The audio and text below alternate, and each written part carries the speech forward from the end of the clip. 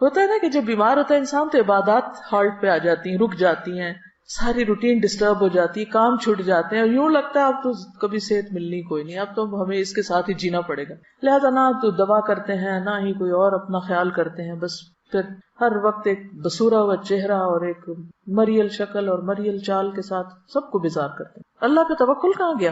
تو یہ تو کبھی سوچے ہی نہ کہ ہم نے کبھی ریٹائر ہونا ہے. بیڈ پہ بھی پڑ گئے تو بھی کیا کرنا ہے؟ اگر دماغ کام کر رہا ہے نا، زبان کام کر رہی ہے، کان کام کر رہے ہیں، آنکھ کام کر رہی ہے، صرف اتنا حصہ کام کر رہا ہے، تب کے لیے بھی سوچ رہے. اللہ نہ کرے کہ کبھی ایسا ہو، لیکن کئی دفعہ ہو بھی جاتا ہے نا کچھ لوگوں کے ساتھ.